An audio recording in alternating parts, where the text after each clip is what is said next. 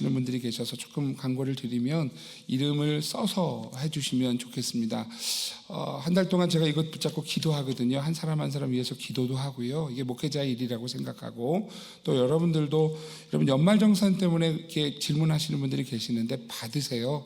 받으셔서 하나님 영광에서 사용하시면 됩니다. 그러니까 여러분 너무 고민하지 마시고, 또 우리가 하나님 앞에 구별된 그런 믿음의 삶이 되시기를 부탁을 드립니다. 여러분, 제가 이제 몸이 좀 크잖아요. 제가 연예인 닮았다는 얘기를 되게 많이 들어요. 근데 연예인 닮았다는 얘기가 그때마다 달라요. 언젠가는 정형돈이라고 하는 개그맨이 인기가 있을 때요, 사람들이 저보고 정형돈을 닮았대요. 제가 볼 땐 별로 안 닮았는데 닮았대요. 그러다가 정형돈이라는 사람이 인기가 쑥 들어가고요, 어느 날 김준현이라고 하는 개그맨이 인기가 올라왔어요. 그랬더니 또 저한테 김준현을 닮았대요. 근데 제가 볼 때 정형돈하고 김준현은 전혀 안 닮았어요. 그래서 김준현이라는 사람이 막 인기가 있다가 인기가 쑥 들어가면서 유민상이라는 사람이 또 인기가 있었어요. 그랬더니 또 저보고 유민상을 닮았대요. 제가 볼 때 이 세 명은 완전 다르거든요. 그런데 저한테 닮았대요. 왜 닮았다 그럴까요? 등치 때문이죠. 사실 닮은 게 아니에요. 그런데 그냥 언뜻 보니 이미지가 닮았다라고 하는 거지요. 저희 아이들이 3명의 아이들이 있습니다만, 아이들 중에 조금 저처럼 좀 몸이 조금 이게 좀 큰 아이가 있어요. 다 걔가 저를 닮았대요. 근데 어떤 분들은 또 그래요. 아니라고 목사님 이목구비를 보면 다른 애가 닮았다고 이렇게 얘기하시는 분들도 계세요. 뭐 제 자식이 저 닮는 게 뭐가 문제겠습니까? 안 닮는 게 문제지, 그죠? 닮는 건 아무 문제가 없습니다. 한국 농구 역사상 가장 위대한 농구 선수라고 이야기하면 누구를 꼽느냐 하면 허재라고 하는 선수를 꼽아요. 허재를 농구 대통령이라고 우리나라 불려줬었거든요. 허재 선수 기록이 대단합니다. 일단 한 경기 선수 생활을 이제 은퇴한 지가 23년 정도가 됐는데요. 근데 그 당시까지 한 경기 평균 득점이 25점이었어요.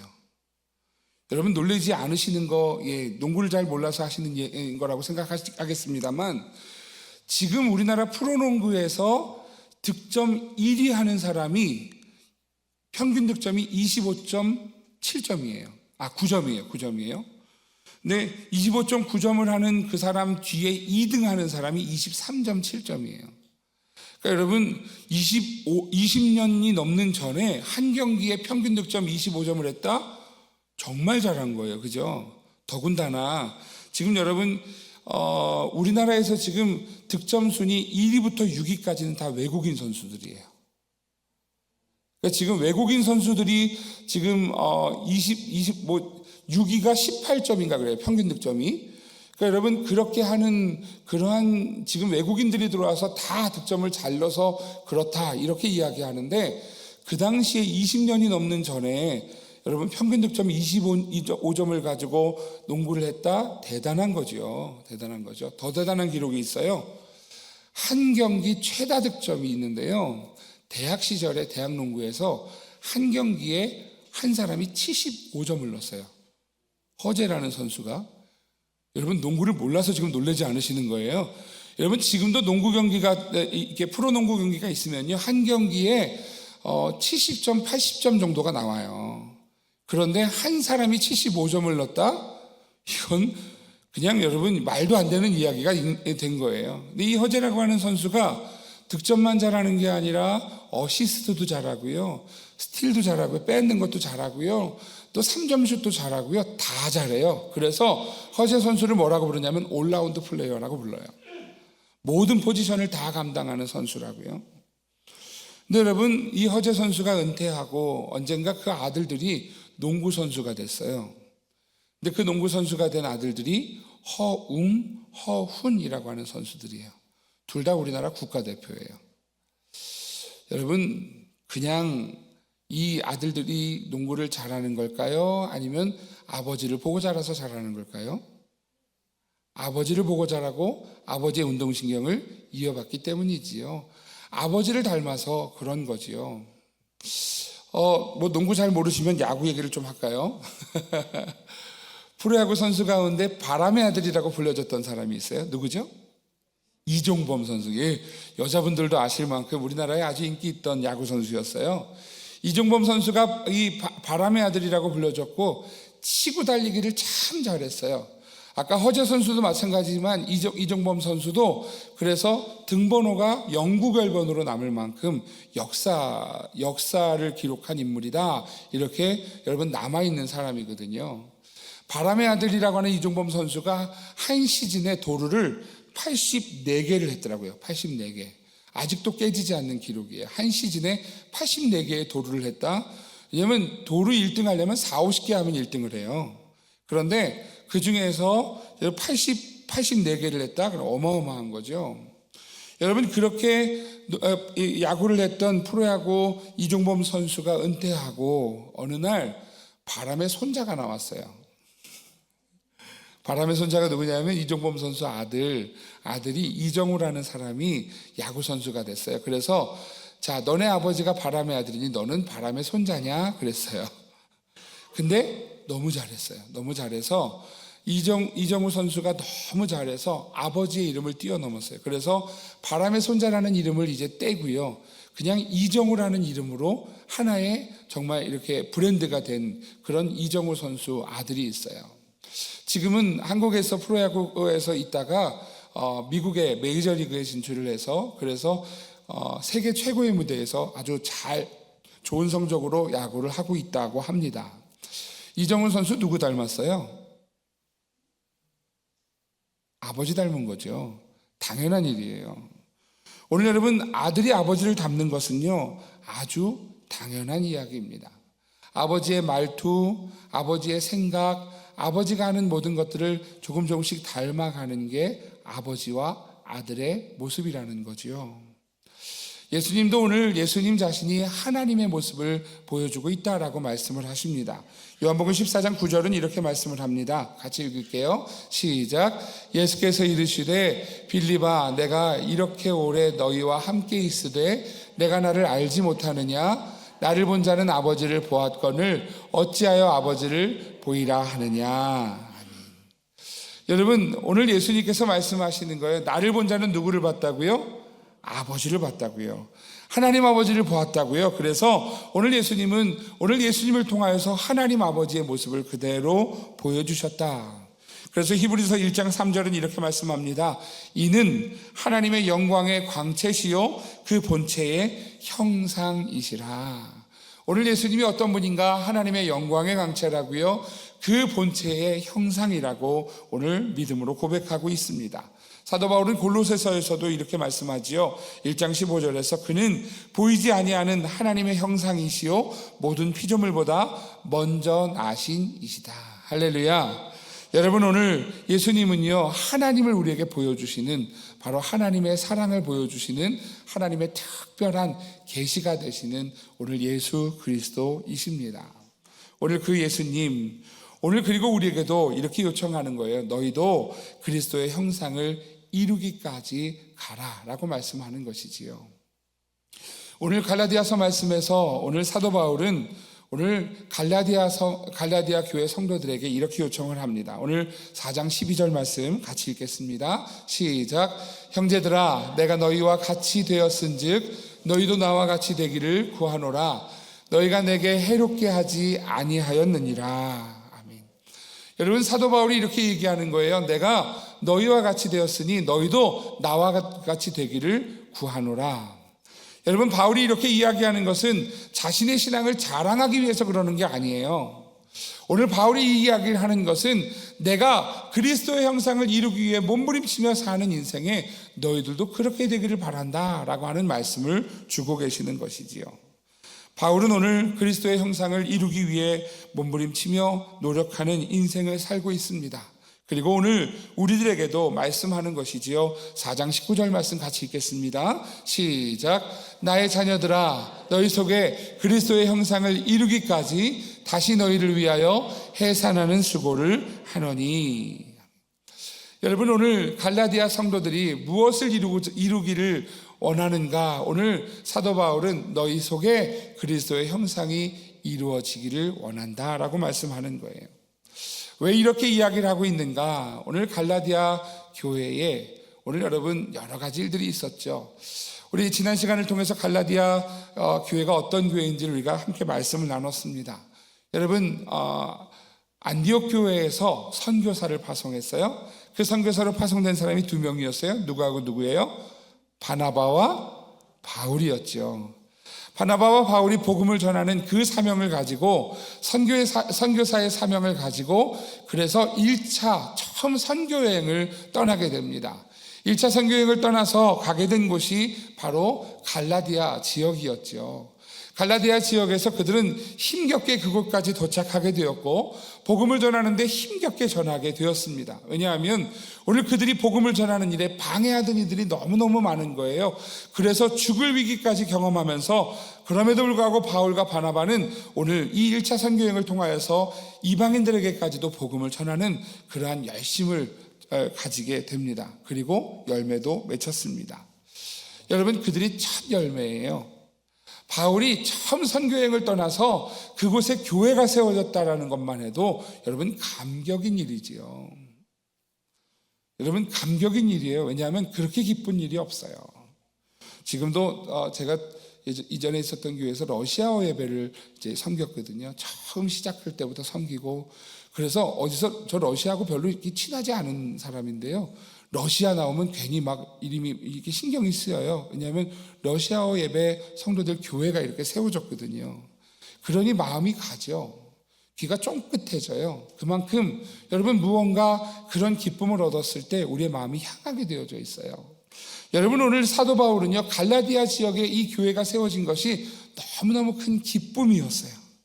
여러분 갈라디아 교회가 세워졌다 그 말만 해도요 너무 행복한 일이었어요. 그리고 갈라디아 성도들도 사도 바울을 그렇게 기쁘게 받았습니다. 오늘 여러분 갈라디아 교회의 성도들과 나눈 이야기가 오늘 13절에서 15절에 나오지요. 같이 한번 읽어보겠습니다. 같이요. 시작. 내가 처음에 육체의 약함으로 말미암아 너에게 복음을 전한 것을 너희가 아는 바라. 너희를 시험하는 것이 내 육체에 있으되 이것을 너희가 업신여기지도 아니하며 버리지도 아니하고 오직 나를 하나님의 천사와 같이 또는 그리스도 예수와 같이 영접하였도다. 너희의 복이 지금 어디 있느냐? 내가 너희에게 증언하노니 너희가 할 수만 있었더라면 너희의 눈이라도 빼어 나에게 주었으리라. 아멘. 여러분 오늘 갈라디아서 4장에서 사도 바울이 이야기하는데요 바울에게 지병이 있다는 거예요. 여러분 우리가 바울의 병에 대한 이야기를 많이 합니다만 그 병이 무슨 병인가에 대해서 구체적으로 나누고 있는 말씀 중에 사실 대표적인 말씀이 오늘 본문 말씀이에요. 뭐라고 이야기하냐면 15절에 이렇게 이야기하죠. 너희가 할 수만 있었더라면 너희의 눈이라도 빼어 나에게 주었을 것이다. 그러니까 지금 여러분 바울에게 있는 병이 어떤 병이라는 거예요? 적어도 눈에 관련된 병이라는 거죠. 안질이라고 이야기하죠. 눈에 질병이 있다, 안질이에요. 그런데 어떤 질병인지 잘 몰라요. 눈에서 피가 나오는 건지, 눈이 어떻게 된 건지, 눈이 하여간 눈에 대한 문제가 있어요. 그런데 여러분 이것이요, 보기에도 안 좋았던 것 같습니다. 13절에 보면 이렇게 이야기하죠. 내가 처음에 육체의 약함으로 말미암아 너희에게 복음을 전한 것을 너희가 아는 바라. 갈라디아 성도들이요 바울의 눈의 문제를 알고 있었어요. 그리고 14절은 이렇게 이야기합니다. 너희를 시험하는 것이 내 육체에 있으되. 바울을 볼 때마다 눈의 문제를 봤어요. 눈이 어렵다는 걸 봤어요. 그런데 여러분 이 갈라디아 성도들이요 그 눈의 문제를요 결코 문제라고 생각하지 않았어요. 오히려 바울을요 기쁘게 맞이했어요. 그래서 14절 뒤에 보면 이렇게 이야기합니다. 너희가 업신여기지도 아니하며 버리지도 아니하고 오직 나를 하나님의 천사와 같이 또는 그리스도 예수와 같이 영접하였도다. 이왕이면 말씀을 같이 비춰주시면 좋을 것 같습니다. 말씀을 읽을 때요. 여러분 영접하였도다 이 얘기가 무슨 이야기냐 하면 여러분 지금 말씀을 전하는데 오늘 바울이 전하는데 이 눈의 문제가 아무런 문제가 되지 않았다 이거예요. 심지어는 15절에 이야기하는 게 이것이죠. 너희 눈이라도 빼어 나에게 주었으리라. 갈라디아 성도들이요 사도 바울을 사랑했어요. 사도 바울이 전한 그 말씀이 기뻤어요. 너무 기뻤고 감사했어요. 그래서 오늘 사도 바울을요 예수님처럼 영접했다고요. 자 여러분 바울을 예수님처럼 영접하면 돼요, 안 돼요? 안 되죠. 안 되죠. 그런데 왜 이렇게 표현했느냐 하면 바울이 뭐한 사람이에요? 지금 갈라디아 성도들에게 하나님의 말씀을 전한 사람이에요. 그러니 말씀을 전할 때 이들이 어떻게 받았느냐 하면 예수님이 말씀하신 것처럼 받았다는 거예요. 하나님이 말씀하신 것처럼 받았다는 거예요. 그러니 바울을 그리스도 예수와 같이 영접했다라고 이야기하는 거죠. 여러분, 지금 바울이 전한 말씀에 갈라디아 성도들이요 은혜를 받았어요. 처음에 갈라디아 지역에 가서 복음을 전하는데 여러분, 성경을 알던 사람들도 말씀이 너무 맛있는 거예요.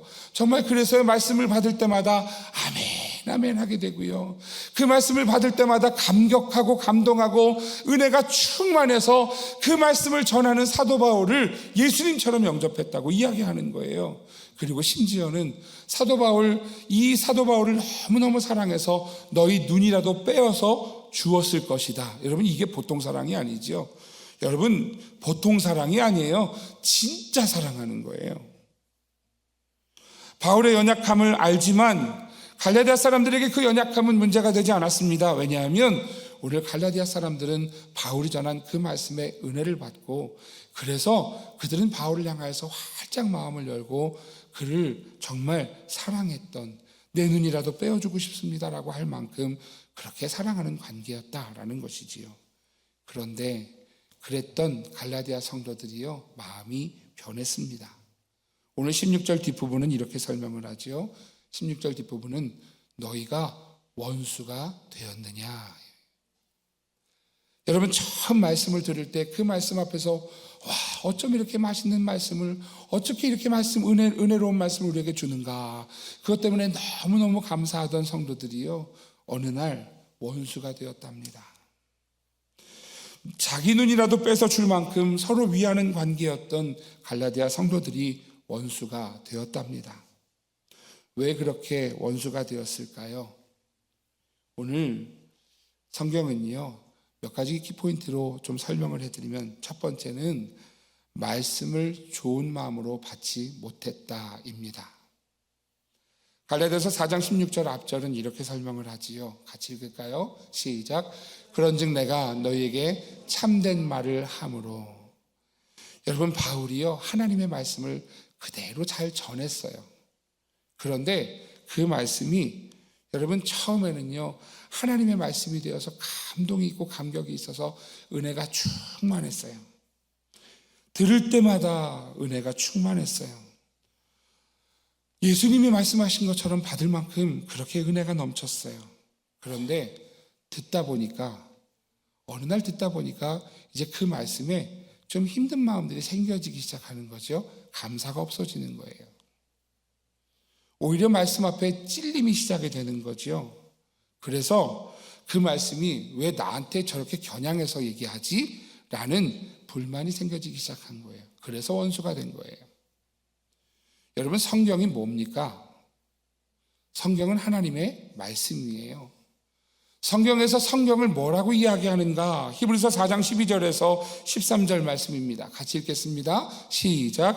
하나님의 말씀은 살아있고 활력이 있어 좌우에 날선 어떤 검보다도 예리하여 혼과 영과 및 관절과 골수를 찔러 쪼개기까지 하며 또 마음의 생각과 뜻을 판단하나니 지으신 것이 하나도 그 앞에 나타나지 않음이 없고 우리의 결산을 받으실 이의 눈앞에 만물이 벌거벗은 것 같이 드러나느니라. 아멘.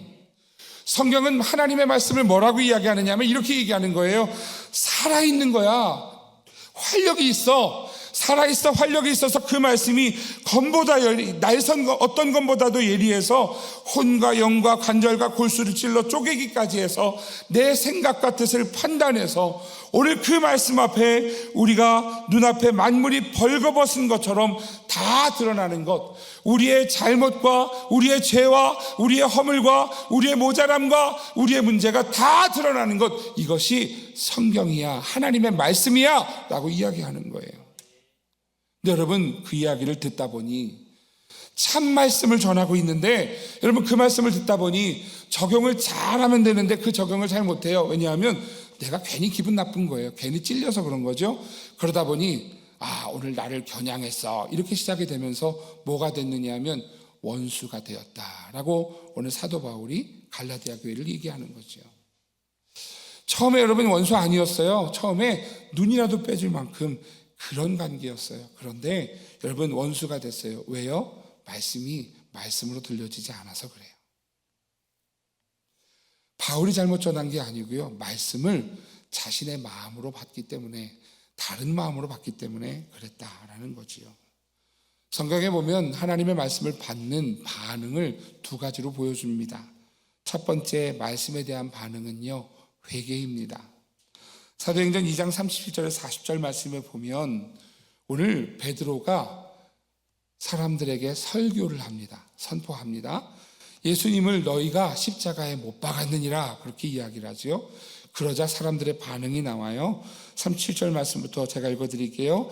그들이 이 말을 듣고 마음에 찔려 베드로와 다른 사도들에게 물어 이르되 형제들아 우리가 어찌할꼬 하거늘. 말씀을 받았는데 그 말씀에 마음이 찔렸어요. 그러면 그 찔린 것 때문에 이 사람들은 어떻게 반응했느냐 하면 형제들아 우리가 예수를 십자가에 못 박았다고? 어떻게 하면 좋겠니? 우리가 어찌할꼬? 이렇게 이야기하는 거예요. 그리고 38절부터 이야기합니다. 베드로가 이야기하는 거죠. 베드로가 이르되 너희가 회개하여 각각 예수 그리스도의 이름으로 세례를 받고 죄사함을 받으라. 그리하면 성령의 선물을 받으리니 이 약속은 너희와 너희 자녀와 모든 먼데 사람 곧 주 우리 하나님이 얼마든지 부르시는 자들에게 하신 것이라 하고 또 여러 말로 확증하며 권하여 이르되 너희가 이 패역한 세대에서 구원을 받으라 하니. 오늘 여러분 이 말씀이 뭐라고 이야기하느냐 하면 그 찔림을 받은 사람들이 건강한 성도들은 어떻게 받느냐 하면 형제들아 우리가 어찌할꼬. 그리고 하나님 앞에 회개하고요. 오늘 베드로가 너희가 회개하여 죄사함을 받으라 그랬더니 오늘 그 회개로 하나님 앞에 나아가게 되었다. 이게 여러분 사도행전 2장이 보여주는 바로 하나님의 말씀을 받는 모범적인 이야기입니다.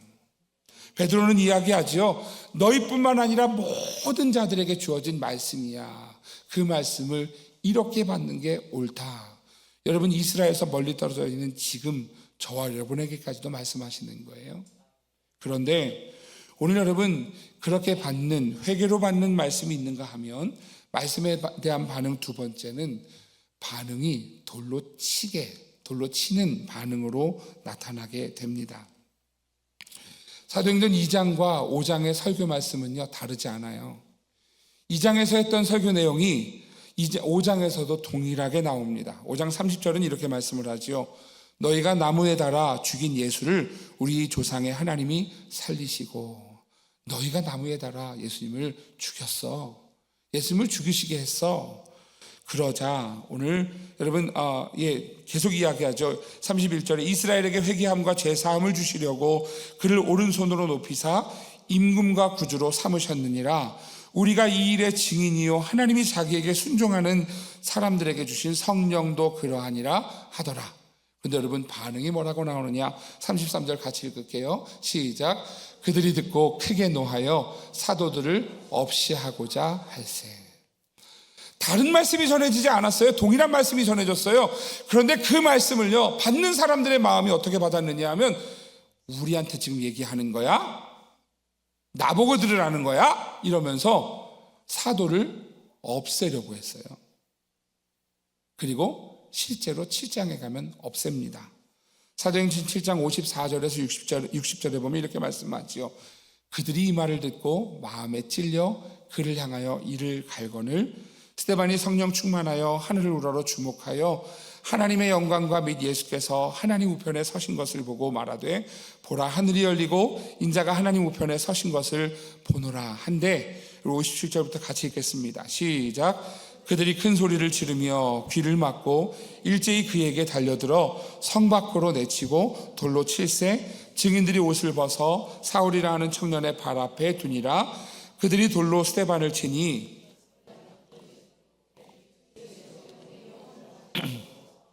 무릎을 꿇고 크게 불러 이르되 이 죄를 그들에게 돌리지 마옵소서. 이 말을 하고 자니라. 죽였어요. 없이 하고자 하는 수준을 넘어서서 그래서 그들이 돌로 쳐서 죽였어요. 같은 말씀이 전해졌어요.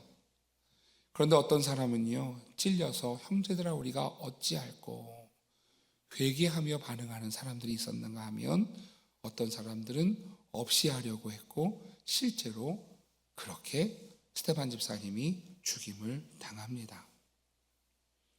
사랑하시는 성도 여러분, 하나님의 말씀은요, 하나님의 말씀으로 주의 음성으로 들려지는 은혜가 우리 모든 선민의 성도들에게 있기를 주의 이름으로 축복합니다. 하나님 말씀을 받고, 하나님 오늘 이 말씀 앞에서 내가 어떻게 살까요? 오늘 이렇게 고민하는 믿음의 고민이 있는 성도들의 삶이 되시기를 주의 이름으로 축복합니다. 이 고민을 잃어버리면 안 된다는 거예요. 말씀 때문에 원수가 됐대요. 그리고 또 왜 원수가 됐는가, 왜 관계가 나빠졌는가, 두 번째는 이렇게 이야기합니다. 바울과 성도들 관계를 이간질하는 이들이 있었다라는 거예요. 여러분, 누구나 열심히 일합니다. 회사 다니는 사람들 회사에서 열심히 일합니다. 회사에서 열심히 일하지 않으면 잘립니다. 그래서 열심히 일해야 합니다. 그죠? 회사만이 아니라 우리는 모든 일을 할 때 열심히 일하는 것이 맞다고 우리는 알고 있지요. 교회 일도 마찬가지입니다. 열심히 해야지요. 하지만 열심히 일하는 것에 가장 중요한 것은 열심이 아니라 방향입니다. 어느 방향을 향한 열심인가가 중요합니다. 여러분, 열심히 했는데요, 그런데 같은 팀에서 농구하는 선수들 중에 열심히 다른 팀 선수에게 공을 이렇게 자꾸 주는 그런 선수가 되면, 그러면 선발에 못 뛰어요. 선수에서 탈락이에요. 방향이 중요해요. 열심히 일하는데 하나님과 상관없고요, 내 이름과 내 영광을 위해서 열심을 낸다면 여러분, 그것은 하나님이 기뻐 받으시지 않으십니다. 오늘 갈라디아 교회의 문제가 바로 이것이었어요. 17절 말씀은 이렇게 말씀합니다. 같이 읽겠습니다. 시작. 그들이 너희에게 대하여 열심내는 것은 좋은 뜻이 아니요 오직 너희를 이간시켜 너희로 그들에게 대하여 열심을 내게 하려 함이라. 여러분, 갈라디아 교회에 들어와 있는 사람들 중에 열심히 있는 사람들이 있었어요. 근데 그 사람들이 어떤 열심을 가졌느냐 하면 이간하는 사람들이었다고요. 사도 바울에 대하여 이간질하는 사람이었다고요. 그래서 성도들과 사도 바울과의 관계를 무너뜨리는 사람들이었다고요. 그리고 방향을 어디로 트느냐 하면 나를 봐라고 틀었던 사람들이 바로 그 사람들이었다라는 거지요. 여러분, 그 사람들로 인하여서 갈라디아 성도들이 무너지게 되었다라는 거예요. 여러분, 이단 아십니까? 이단은 되게 열심히 있습니다. 아마 교회가 이단처럼 전도했다면 교회의 다음 세대가 없지 않을 거예요. 여러분, 이단들 저는 잘 모릅니다만 이단들 이렇게 지나가다 보면요, 몰몬교 사람들도요, 짝을 져서 얼마나 정장 차려입고요, 넥타이까지 매고요, 얼마나 열심히 전도하는지 몰라요. 여러분, 신천지 다니는 사람 얼마나 열심히 다니는지 몰라요. 여러분, 하나님의 교회 다니는 사람 얼마나 열심히 다니는지 몰라요. 그런데 여러분, 그런 사람들이 여러분 우리에게 와서요, 선물 준다고 쫓아가면 안 됩니다. 결국에 누가 문제가 되느냐 하면 내 신앙이 문제가 되는 거예요. 되게 열심히 해요. 그런데 그 열심이 잘못된 방향이기 때문에 문제가 되는 것이지요. 이단만이 아니에요. 여러분, 우리가 신앙생활 하면서 잘못된 방향으로 열심히 내는 사람들이 꼭 있어요. 사랑하시는 성도 여러분, 흔들리면 안 됩니다. 그럴 때 흔들리면 결국에 그 흔들림의 결과는 누구 몫이냐 하면 내 몫이 되는 거예요. 여러분, 여기에서 결국에 원수된 건 누구냐 하면 갈라디아 성도들이었어요. 갈라디아 교회는 여러분 사도 바울과 관계가 좋았는데요, 이 좋은 관계를 틀게 만들었던 그 누군가의 열심으로 인하여서 갈라디아 성도들은요, 오늘 하나님의 은혜를 잃어버린 사람들이 되어졌다라는 것이지요. 오늘 4장 16절은 이렇게 표현하는 거예요. 그래서 너희가 원수가 되었느냐. 사랑하시는 성도 여러분, 오늘 열심히 주님을 향한 열심, 주님이 가시는 방향을 보는 열심이 되기를 주의 이름으로 축복합니다. 오늘 18절 19절이 이렇게 얘기하는 거예요. 사도 바울의 열심이죠. 같이 읽겠습니다. 시작. 좋은 일에 대하여 열심으로 사모함을 받음은 내가 너희를 대적하였을 때뿐 아니라 언제든지 좋으니라. 나의 자녀들아, 너희 속에 그리스도의 형상을 이루기까지 다시 너희를 위하여 해산하는 수고를 하노니. 사도 바울이 열심이었어요. 어떤 열심이었느냐 하면 하나님의 말씀을 잘 가르치려는 열심이었어요. 하나님과 예수 그리스도와 잘 연결하려는 열심이었어요. 그 열심이 목적이 어디 있느냐 이렇게 이야기합니다. 너희 속에 그리스도의 형상을 이루기까지. 사랑하시는 성도 여러분, 오늘 우리의 목적이 여기에 있어요. 우리가 신앙생활하면서 무엇하는 사람이냐 면 오늘 우리 안에 그리스도의 형상이 이루어지는 복이 있기를 주 이름으로 축복합니다. 그것 때문에 예배 드리는 거예요. 그것 때문에 우리가 매일매일 나와 기도하는 거예요. 그것 때문에 오늘 우리가 하나님 앞에 정말 매일 새벽 매일 하나님 앞에 몸부림치며 믿음 생활을 하는 거예요. 그래서 오늘 그리스도의 형상을 이루기 위해 몸부림치는 것을 성도라고 이야기하는 것이지요. 사랑하시는 성도 여러분, 그리스도의 형상을 이루어 가시기를 주 이름으로 축복합니다. 그리스도의 형상을 이루기 위하여 우리는 어떻게 해야 되는가? 두 가지로 정리를 해드립니다. 첫 번째는 이 시대 속에서 믿음을 분별해야 합니다. 여러분, 오늘 이 시대는요, 우리로 흔들리게 만드는 시대예요. 제가 수요일날도 설교 시간에 이야기했습니다만, 제가 20년 만에 이제 제가 공부를 다시 시작을 했어요. 제가 논문 학기를 못해서 다시 그 논문 학기를 들어갔어요. 논문 학기를 들어가서 이제 공부를 하고 있는데 지지난주에 전화가 왔어요. 학교에서. 뭐라고 전화가 왔느냐 하면, 목사님 20년 만에 공부하려니 힘드시죠? 네, 되게 힘드네요. 근데 목사님 아무리 바쁘셔도 꼭 이거 지금 이 학위를 받으시려면, 논문 마무리하시고 학위를 받으시려면 목사님 이 영상을 꼭 시청해야 되는 게 있습니다. 이거 꼭 시청해 주셔야 돼요. 이렇게 연락이 왔어요. 제가 영상이 어디 있는데요? 그랬더니 제가 잘 보지 않는 메일, 왜냐하면 20년 전에 등록해놨던 메일, 그 메일에다가 지금 그 영상을 링크를 보낸 거예요. 그래서 제가 거기 들어가서 영상을 봤어요. 이게 모든 대학생, 20살부터 대학생들, 모든 대학생들이 다 봐야 된대요. 뭐 대학교 과정, 석사 과정, 박사 과정 다 봐야지 그래야 졸업이 된다는 거예요. 그래서 그 영상을요 앉아서 봤어요. 앉아서 보는데 처음에는 무슨 영상이냐 하면 학교 폭력에 관련된 이야기예요.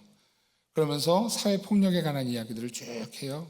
중간 말쯤 가니까 뭐가 시작되느냐 하면, 그러니 성에 대한 부분도 우리가 폭력하면 안 된다. 당연하죠. 그런데 거기에 대해서 뭐가 나오느냐 하면, 그러니 이제 우리는 자신의 성을 결정할 수 있는 권한이 주어졌음을 존중해줘야 합니다. 이러고 나오는 거예요.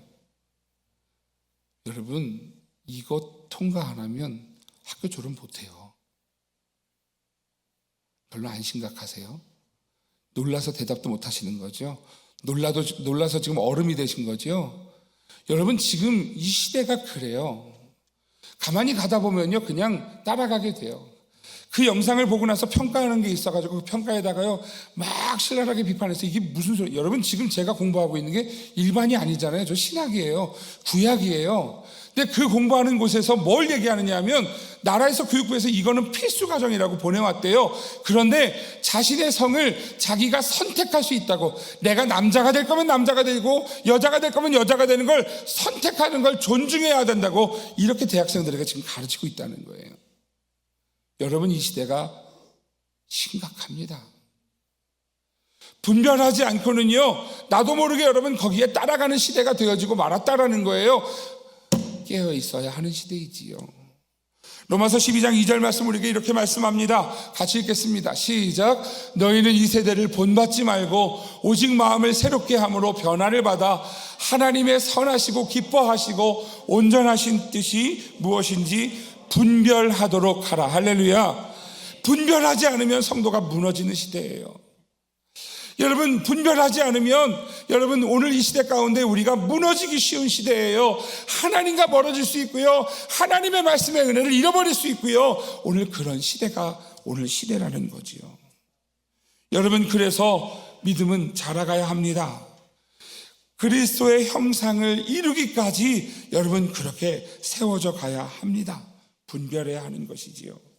오늘 갈라디아서 4장 17절은 이야기하는 거예요. 그들이 너희에게 대하여 열심내는 것은 좋은 뜻이 아니요 오직 너희를 이간시켜 너희로 그들에게 대하여 열심을 내게 하려 함이라. 열심히 우리를요 정말 다른 길로 가게 하는 그러한 시대이다. 그러한 모습이 오늘 우리가 살아가는 삶의 현장에서, 우리가 신앙생활하는 교회에서, 우리가 살아가는 모든 삶 속에서 여전히 우리를 그렇게 흔들고 있다라고 오늘 성경이 말씀하는 것이지요. 요한일서 4장 1절도 말씀합니다. 같이 읽겠습니다. 시작. 사랑하는 자들아, 영을 다 믿지 말고 오직 영들이 하나님께 속하였나 분별하라. 아멘. 영을 다 믿지 말라는 건 뭐예요? 여러분, 영적인 것은요 신기한 거예요. 신비한 일이에요. 그러나 여러분 앞에서 여러분 사람이 꼬꾸라지고 기적이 일어난다 할지라도 영을 분별하라는 거예요. 우와 대단하다, 하나님이 역사하셨어, 성령이 역사하셨어가 아니라 오늘 이것이 하나님이 기뻐하시는 일인가를 분별하라는 거예요. 베드로전서 5장 7절에서 9절도 말씀합니다. 너희 염려를 다 주께 맡기라. 이는 그가 너희를 돌보심이라.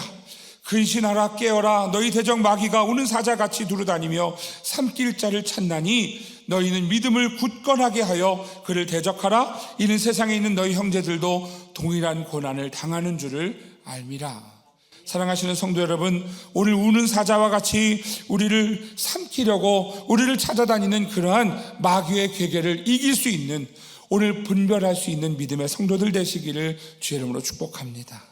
여러분 따라다니지 마세요. 오늘 하나님 앞에 믿음으로 서시기를 주의 이름으로 축복합니다. 두 번째, 그리스도의 형상을 이루기 위하여 우리가 무엇해야 하는가? 우리에게는 해산의 수고가 필요합니다. 해산의 수고가 뭔가요? 아이를 낳는 고통의 수고입니다. 우리 오늘 하성이가 와서 이렇게 예배를 드려서 너무 기뻐요. 아이가 태어나는데 엄마가 10달 동안이요 배가 이만해서 다녔어요. 이만한 배를 끌고 와가지고요 반주를 했어요. 산딸이 됐는데도 반주를 해서 제가 괜찮겠냐고, 근데 괜찮아요 목사님 이러면서 또 반주를 했어요. 얼마나 힘들었을까, 그죠? 여러분 여기에 몇 킬로를 지금 들고 다니는 거 얼마나 힘들어요. 그런데 그런 여러분 과정이 있어야 아이가 나와요.